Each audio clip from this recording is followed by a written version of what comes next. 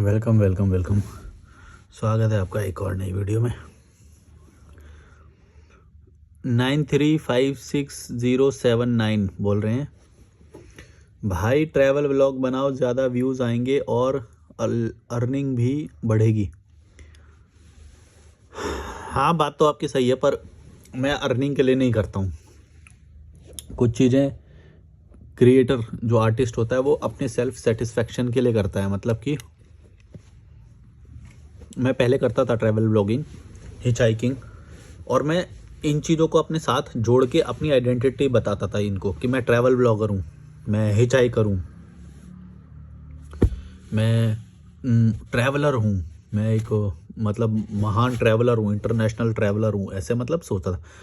धीरे धीरे मुझे एक बात समझ में आई कि कोई भी किसी भी आइडेंटिटी में अगर मैं अपने आप को बांध दूंगा तो उससे मैं अपनी ही आज़ादी को रिस्क में डाल रहा हूँ। जैसे ट्रैवल विदाउट मनी का जो मैंने कॉन्सेप्ट शुरू करा, उसके ऊपर एक पूरा थीम, एक चैनल बनाया, 900 से ज़्यादा वीडियो अपलोड करे, बहुत डिलीट भी करे, और एक मिलियन उस पर सब्सक्राइबर होने वाले हैं। लेकिन मैंने उसी चीज़ को अपना थीम बना लिया और उसी के मतलब बहुत अच्छा मैं कर सकता था और भी नई चीज़ें जोड़ सकता था। लेकिन मैंने कई टाइम तक, बहुत टाइम तक, until last for the last 3-4 मतलब कुछ टाइम तक, तब तक मैंने उसको अपना वो थीम बना रखा था। अब मैं नए तरीके से ट्रैवल करता हूँ, हॉस्टल वगैरह में भी रहता हूँ। अब ट्रैवल विदाउट मनी नहीं करता, क्योंकि मैं अब उस आइडेंटिटी से अपने आप को जुड़ा हुआ नहीं मानता। ना ही मैं अपने आप को ट्रैवल ब्लॉगर बोलता, ना ही यूट्यूबर बोलता। मतलब मुंह से निकल जाता होगा पर उस वक्त के लिए, लेकिन मैं इन सब से जुड़ा हुआ नहीं हूँ। इनकी पैकेजिंग में मैं बंधा हुआ नहीं हूँ कि अब ये ही मैं हूँ या ये मेरी आइडेंटिटी। जैसे और एग्जांपल देता हूँ मैं आपको। जैसे खुद को कोई कोई लोग इंजीनियर बोलते हैं, तो इसका मतलब ये है कि अब वो इंजीनियरिंग ही करेगा पूरे दिन, मतलब और कुछ नया नहीं करेगा वो। तो कभी भी जब आप एक वर्ड के साथ बंध जाओगे, फिर तो तुम गए। तुम्हारी आज़ादी, तुम्हारी क्रिएटिविटी, जो तुम्हारे और जो वो हो सकती थी। कोई अपने आप को डॉक्टर बोलेगा, कोई बोलेगा मैं ये हूँ, मैं वो हूँ, मैं ब्रह्मचारी हूँ। अब ब्रह्मचारी उसने अगर अपने आप को डिक्लेयर कर दिया, बोल दिया, फिर क्या है, वो उसका मन भी करेगा तो वो वो नहीं करेगा कुछ। तो मतलब कोई भी चीज़, मैं कोई भी शब्द अपने अपने से बांधता नहीं हूँ कि मैं योगी हूँ क्योंकि मैं योगा करता हूँ, या ये हूँ वो हूँ, कुछ भी। मैं मिनिमलिस्ट हूँ। मिनिमलिस्ट एक वर्ड है जो जो कम लोग कम चीज़ों में संसाधनों में अपना गुजारा करते हैं, उन्हें मिनिमलिस्ट बोलते हैं। मतलब ज़रूरत की चीज़ें। लेकिन मैं अपने आप को किसी भी शब्द से बांधा बंधा हुआ समझता ही नहीं। शब्द तो पहली बात बहुत वेग होते हैं। शब्द शब्द का हर कोई मीनिंग अलग अलग समझ सकता है। तो कोई भी शब्द मैं अपने आप के लिए मानता नहीं हूँ। और कोई भी जब मेरे को बोलने की कोशिश करता है तो मैं बोलता हूँ तुमको यूज़ करना है तो तुम कर लो ये शब्द। मैं अपने आप को कोई शब्द से बंधा हुआ नहीं मानता हूँ, ना ही मैं कोई अपने कमिटमेंट से अपने आप को बंधा हुआ मानता हूँ। जो मैंने कल बोला, मैं आज उसी के खिलाफ कर रहा हूँ, ये मेरी मर्जी है। मैं अपनी मर्जी से भी बंधा हुआ नहीं हूँ। मेरी मर्जी के भी वो खिलाफ जा सकता हूँ। मतलब अपनी मर्जी का भी वो नहीं हूँ। मतलब क्या बोल रहा हूँ, लेयर से, मतलब क्या बोल रहा हूँ मैं यार, समझो मैं क्या बोलना चाह रहा हूँ। मैं किसी भी चीज़ का नहीं, आज मेरा अभी मन करेगा होटल में जाने का तो होटल में जाऊंगा। मैंने ये भी नहीं अपने आप के बांध रखा कि मैं होटल में, हॉस्टल में ही रहूँगा, या बजट में ही करूँगा, या फ्री में करूँगा, या यूट्यूब करूँगा। हो सकता है मैं यूट्यूब का चैनल बंद कर दूँ कल। मैं कुछ भी कर सकता हूँ। अभी जो मेरा 1 मिलियन का जो चैनल है उसको मैंने बंद कर दिया। वैसे तो रिस्पॉन्स भी नहीं आ रहा था उस पर कुछ ज़्यादा, पर मेरे मन के मतलब मैंने बहुत सारी चीज़ों को वहाँ पे ले जाके अपने उस बहुत ग्रुप के खिलाफ चीज़ें करी हैं। एक और एग्जांपल देता हूँ। जैसे कुछ लोग बोलते हैं, अपने धर्म का नाम लेते हैं, मैं हिंदू हूँ, मैं मुस्लिम हूँ, मैं ये फलानी जाति का हूँ, मैं ये हूँ। वो शब्द जोड़ते हैं। वो शब्दों से मत बंधना अभी कभी भी। वो शब्द को भूल जाओ। कोई शब्द तुम्हें डिफाइन नहीं कर सकता। तुम तो एक आत्मा हो ना, तुम एक सोल हो। सोल भी मत बोलो, वो भी एक शब्द है। कुछ भी नहीं क्या बोले, कोई कुछ भी मत बोलो अपने आप को, है ना। तुम्हारा जो मन करता है वो करते हो, बस इतना ही तुम्हारे बारे में वो। तो जैसे मैं क्या बोल रहा था, एक कुछ तो बोलना चाह रहा था मैं। हिंदू मुस्लिम, मतलब क्या बोला था, एक तो बहुत बढ़िया एग्जांपल मैं देने वाला था, चलो छूट गया, कोई बात नहीं। मतलब मेरा क्रक्स यही है कि तुम अपने आप को कुछ भी बोलने जाओगे तो तुम फंस जाओगे उसी पैकेजिंग में, उसी उसी और तुम्हें विचार आएंगे कुछ करने के, फिर तुम बोलोगे नहीं ये तो मैं एज अ हॉबी करता हूँ, ये वो, दुख में रहोगे, दुख में रहोगे, सरल नहीं बना पाओगे जीवन को। अभी जैसे मैं बोलता हूँ कि ट्रैवल करो, ये करो, वो करो, मैं ये इसलिए बोल रहा हूँ क्योंकि मेरा मन कर रहा है। कल को मेरा स्पोर्ट्स में मन करेगा, हो सकता है मैं एक स्पोर्ट्समैन बन जाऊँ तुम्हारी नज़र में, लेकिन मैं कर अपने मन की रहा हूँ, जो मेरा मन करेगा। 80 साल में हो सकता है मैं तुम्हें बेस्ट एथलीट बन के दिखाऊं, मेरी मर्जी। मैं हमेशा ही बोलता हूँ मेरी मर्जी। हाँ, जो एग्जांपल दे रहा था वो मेरे को याद आ गया, बहुत एग्जांपल एक नया देता हूँ। वैसे तो मेरे बारे में ये है कि मैंने बहुत सारी चीज़ें ऐसे करी हैं हटके। तो हटके एक और चीज़ बताता हूँ। 6th क्लास में मेरे पास ऑप्शन था, जब मैं 6th क्लास में था, तो 5वीं क्लास से 6ठी क्लास में आया, तो मेरे पास ये ऑप्शन था कि मैं संस्कृत लूँ या पंजाबी लूँ। 99% लोगों ने संस्कृत ऑप्शन चूज़ किया और मैंने पंजाबी चूज़ किया। क्यों? एक तो संस्कृत का कोई यूज़ नहीं होता प्रैक्टिकल लाइफ में, लेकिन पंजाबी का यूज़ मैंने ट्रैवल के दौरान बहुत जगह पे किया है। पंजाबी मेरे को बहुत जगह मैंने पढ़ी, और वो क्योंकि मैं प्रैक्टिकल देखता था कि ये तो ये लिखी हुई है, कहीं ना कहीं दिख रही थी मुझे। इतना भी दिमाग मेरा उस वक्त भी अलाइव था, देखो कहीं पे भी मैंने संस्कृत को लिखा हुआ या वो सब नहीं देखा। वो मतलब बहुत ही पुरानी हो चुकी थी वो उस वक्त भी, ऐसा नहीं कि आज हुई है पुरानी। मतलब प्रैक्टिकली कोई यूज़ में ही नहीं है उसका वो, और अगर होगा भी तो फिर कोई फ़ायदा नहीं, क्योंकि किसी और को क्या समझाओगे। Punjabi on the other hand तुमको फिर भी लिखी हुई मिल जाती है, फिर भी लोग मिल जाते हैं। आज भी मैं कुछ लोगों को बताता हूँ, जब जो पंजाब से रिलेटेड हैं या पंजाबी से, तो उनको मैं बताता हूँ कि मुझे ये गुरमुखी गुरमुखी लिपि बोलते हैं उसे। स्क्रिप्ट होती है ना, हर लैंग्वेज की एक स्क्रिप्ट होती है। हिंदी की देवनागरी है, इंग्लिश की रोमन है, तो ऐसे ही पंजाबी की गुरमुखी लिपि बोलते हैं उसे, गुरमुखी स्क्रिप्ट। वो मुझे आती है पढ़नी और लिखनी, और पंजाबी भी बोल मतलब समझ लेता हूँ मैं। और मैंने वो चूज़ करी, और जो 1% भी, जो मैं बोल रहा हूँ कि 99 लोगों ने वो 1% में भी कौन लोग थे? पंजाबी लोग थे, और मैं अकेला मोमडन था। मतलब मोमडन उस, मतलब वैसे अब मैं रिलीजन वगैरह ये सब मानता ही नहीं हूँ, तो उस वक्त का मैं बता रहा हूँ, ठीक है? क्योंकि उस वक्त मेरे को ये सब समझ में नहीं आया था, मेरे को ये बहुत बाद में समझ में आया कि मैं कुछ भी नहीं हूँ। ना मैं मुस्लिम हूँ, ना मैं हिंदू हूँ, ना मैं कुछ भी नहीं हूँ, है ना? तो उस वक्त भी मैंने वो डिसीजन लिया, सोचो। और वो पंजाबी की जो किताबें थी वो भी नहीं कहीं पे मिलती थी भाई, ढूंढ ढूंढ के कहीं से मैं वो सीखा, और बहुत जल्दी सीख लिया था मैंने वो। तो एक भाषा, नई भाषा को सीखना क्या होता है, उस वक्त भी मेरे को समझ में आया। बहुत सारे शब्द ऐसे आते थे जो मैं समझ नहीं पाता था। चिट्टा, चिट्टा मतलब सफ़ेद होता है, और ऐसे बहुत सारे शब्द जो, तो फिर मैं वो सीखता था।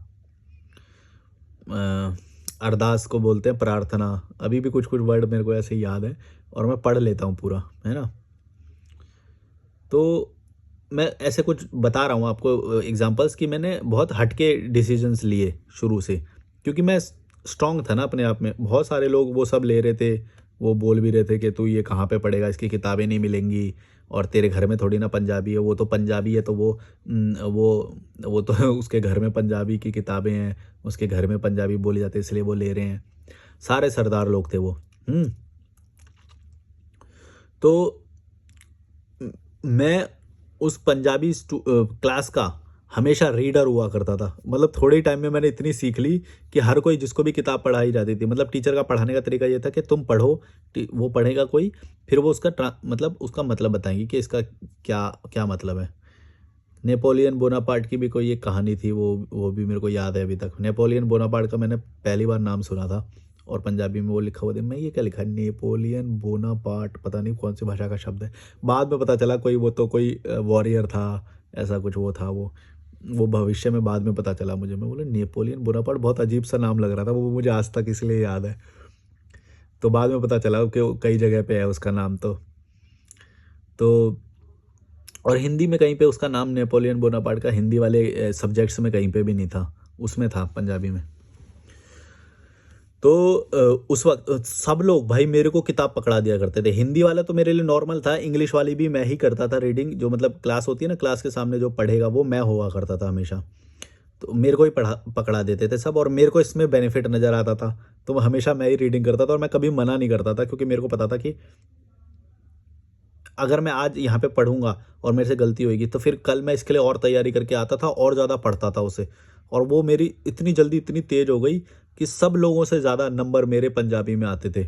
और मैं वैसे भी मतलब टेस्ट वगैरह होते थे या क्लास में जो परफॉर्मेंस बोलेंगे कि भाई कौन किताब पढ़ रहा है, कौन कॉन्फिडेंस से किताबें पढ़ रहा है या डर नहीं रहा है, वो भी मैं ही था। मतलब मैंने उसे इतनी जल्दी एक्वायर कर लिया था कि पंजाबी लोग जिनके जिनकी मातृभाषा शायद वो ही रही होगी, वो माहौल से आते होंगे पंजाबी से, या वो सब लोग मेरे को किताब पकड़ा रहे हैं कि लिपि तो इसको ही पढ़नी आती है, स्क्रिप्ट स्क्रिप्ट तो मतलब मैं बोलता हूँ कि मेरे को स्क्रिप्ट पढ़नी आती थी। भले उस कई शब्दों के मेरे को मीनिंग नहीं समझ में आते थे, जो शायद उनको आते होंगे मेरे को नहीं आते थे। तो मैं उनसे ही पूछता था कि ये शब्द लिखा है इसका मतलब क्या है, तो वो बताता था। अरदास माने प्रार्थना, जो प्रे करते हैं उसे अरदास बोलते हैं। मैं बोला अच्छा। लेकिन स्क्रिप्ट पढ़नी मैंने ही सीखी। तो ऐसे बहुत सारे वो हैं। फिर वो हमारी 6th में थी, 7, 8, 9, 10, यानी कि 5 साल मैंने पंजाबी पढ़ी। फिर 11th में वो हट गई। मतलब 5 साल तुम्हें कोई लैंग्वेज लेनी पड़ती है, और उसमें ऑप्शन था हमारे पास संस्कृत और पंजाबी का। तो मैंने पंजाबी चूज़ करी। ये मैं एक कहानी बता रहा हूँ कि मैंने बहुत सारे अलग डिसीजंस लिए हैं अपने उसमें। एक और जो मैंने बहुत अलग किया, मैंने हमेशा स्पोर्ट्स में रहा। जो मेरे मोहल्ले के वो सब हैं, वो कभी भी स्पोर्ट्स नहीं किया उन्होंने। मैं आर्मी वाले जो लोग होते थे हमेशा सुबह सुबह पहुंच जाता था, उनसे सीखता था। फिर उन्हीं को ही हराने लग गया एक टाइम के बाद में।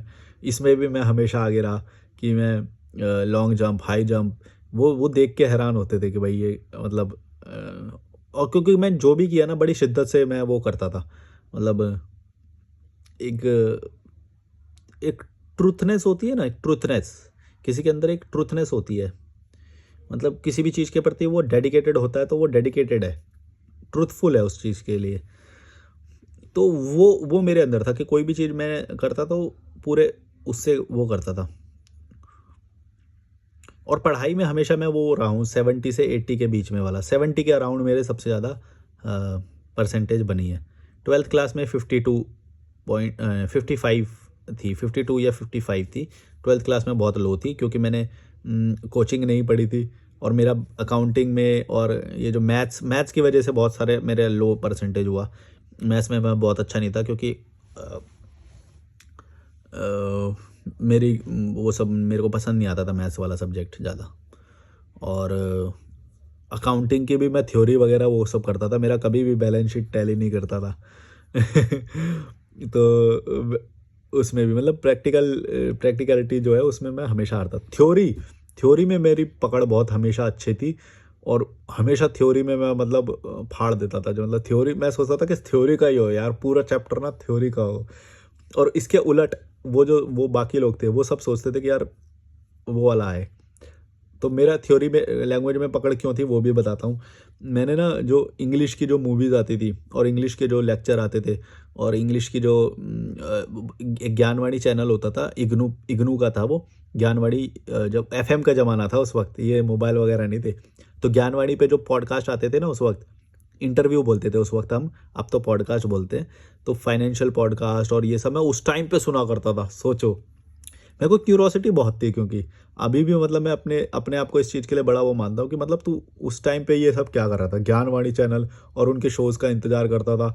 और ये जो आज तुम ये देखते हो कि पोर्टफोलियो और ये सब जो शब्द हैं, ये सब उस वक्त मैं मतलब कंज्यूम कर रहा था।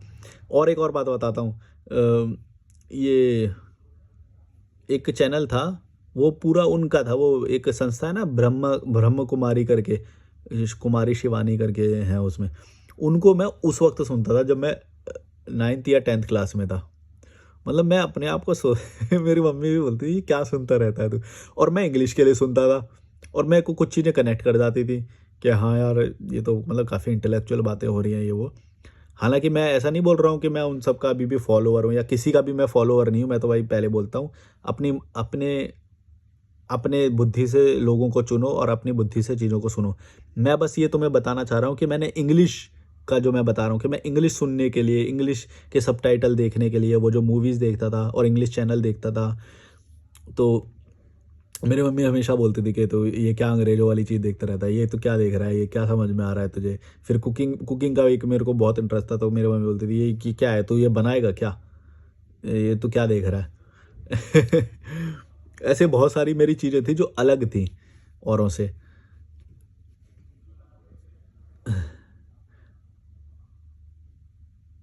और जो एक बार एक टाइम पे सर्वाइवल शो नहीं पॉपुलर हो गए थे, बार-बार सर्वाइवल शो आने लग गए थे, और वो चीज़ मैं बहुत पहले से देख रहा था। वो और ट्रैवल शोज़ तो मैं बहुत पहले से देख ही रहा था। ट्रैवल ट्रैवल जो मेरे पास सबसे पहले इंट्रोड्यूस हुआ ना, वो सैटेलाइट चैनल से ही हुआ। मतलब पहले सैटेलाइट चैनल होते थे, ऐसे यूट्यूब नहीं होता था, इंटरनेट नहीं था, कुछ ऐसे ये सब नहीं थे। उस वक़्त विनोद दुआ एक जर्नलिस्ट होते थे, उनका एक शो आता था, नाम याद नहीं आ रहा मुझे, खाना खजाना पता नहीं ऐसा कुछ शो था शायद। यूट्यूब पे उसके अभी भी एपिसोड होंगे शायद। उस वक़्त वो ट्रैवल शो हुआ करता था। वो हाईवे पे जाते थे। एक रॉकी एंड मयूर का highway on my plate show आता था, वो इंग्लिश में करते थे, फिर बाद में हिंदी में भी करे थे उन्होंने।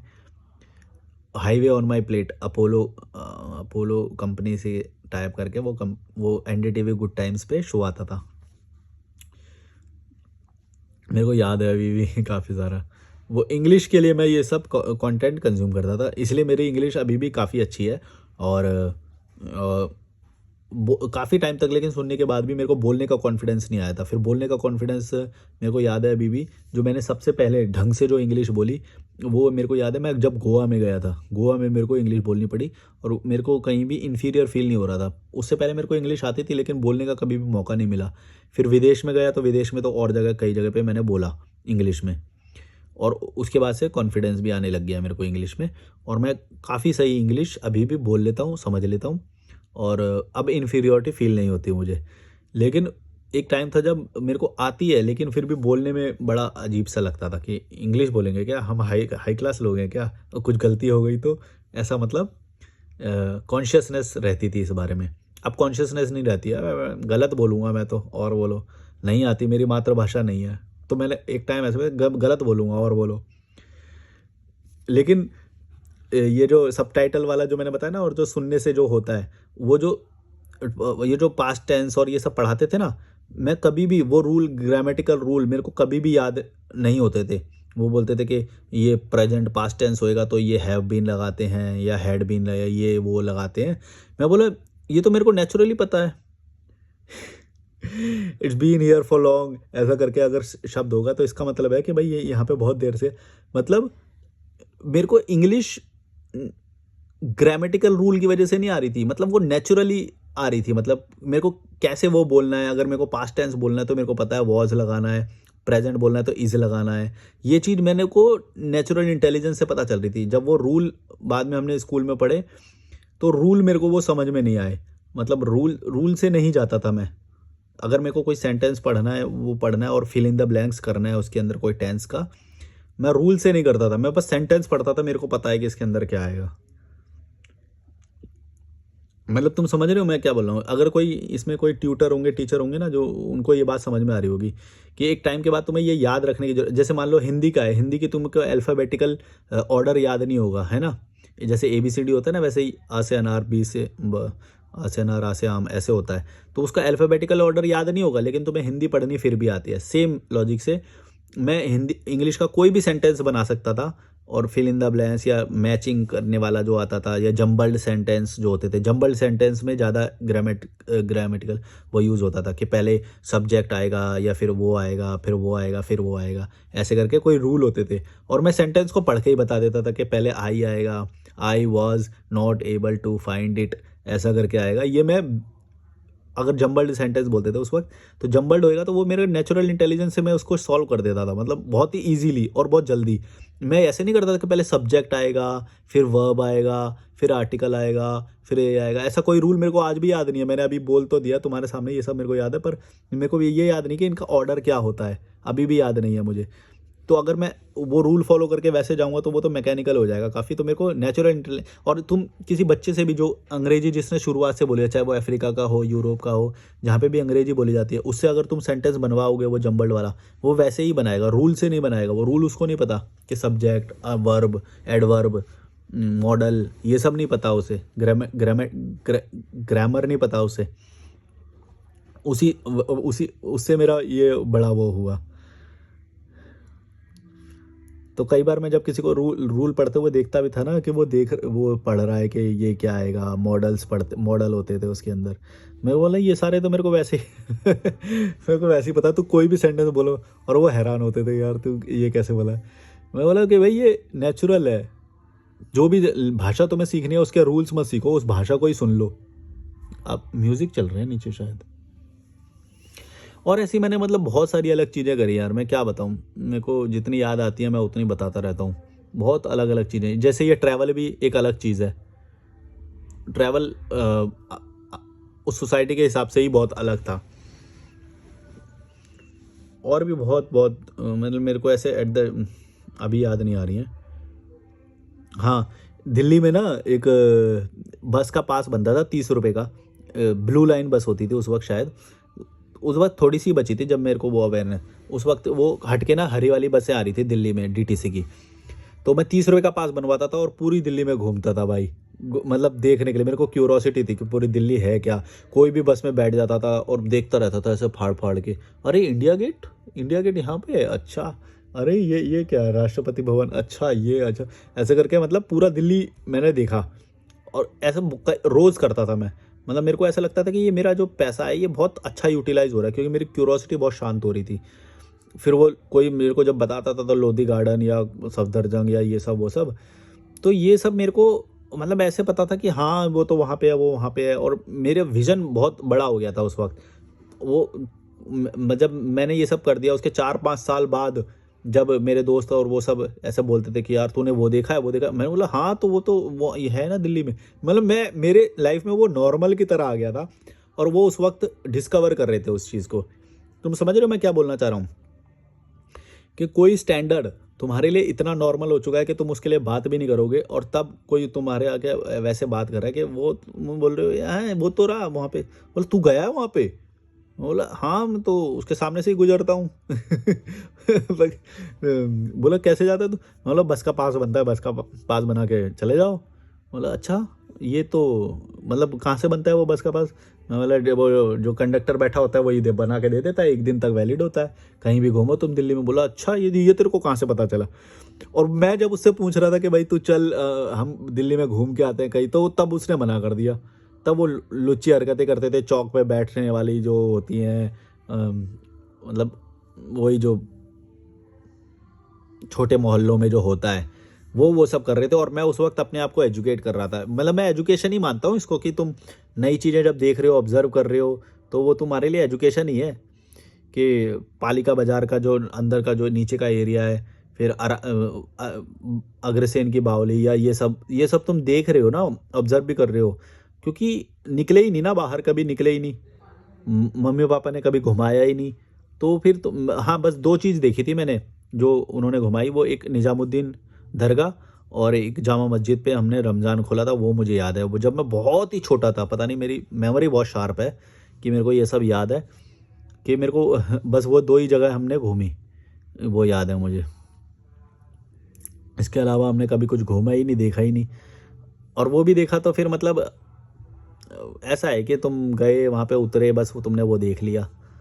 अ, उसमें कुछ वो नहीं है। मतलब जो थ्रिल मेरे को उसमें आ रहा था कि मैं अकेला बैठा हूँ बस में, और मेरे को ये पता है बस कि मेरे को वापस कौन सी बस से आना है। मेरे को वो पता है बस कि आखिर में मुझे ये बस लेनी है, यानी कि 3 बजे के आसपास मुझे घर की वापस की बस लेनी है, ताकि 1.5 घंटे का रास्ता, मान लो दिल्ली में कहीं से भी कहीं पे उस वक्त 1.5 घंटे में तुम पहुंच सकते थे। अब तो और भारी हो गया है, अब तो वो गाड़ियाँ इतनी ज़्यादा भर गई हैं, अब तो तुम्हें भाई 3 घंटे भी कभी कभी एक ही गली में फंस सकते हो तुम। अब तो दिल्ली बर्बाद हो चुका है। मतलब मैं जो बताना चाह रहा हूँ वो समझो, कि जो मैं बता रहा हूँ वो काफ़ी पुरानी बात है। मतलब मैं स्कूल में था तब तब की बातें बता रहा हूँ मैं ये सब। तो मैंने एक और तुम्हें ये बात बताई कि जब मैं ट्रैवल करता था अपने पूरे सिटी में, और भी ऐसी बहुत सारी मैं आते आते बताऊँगा। अब ये नीचे म्यूज़िक चल गया यार, मेरे को डिस्ट्रैक्ट कर रहा है और मैं सोच रहा हूँ कि कॉपीराइट भी ना आ जाए। चलो, मैं और कभी कुछ बातें आएँगी तो आप बताना मेरे को, अगर आपको ऐसी बातें मेरी पुरानी लाइफ़ की या कुछ उनसे सीख सीख सकते हो आप, तो फिर मैं वो बताऊँगा कि मेरे को लगा कि इस ऑब्ज़र्वेशन से आप कुछ सीख सकते हो, तो मैंने वो बता दिया। चलो, like share subscribe, bye bye.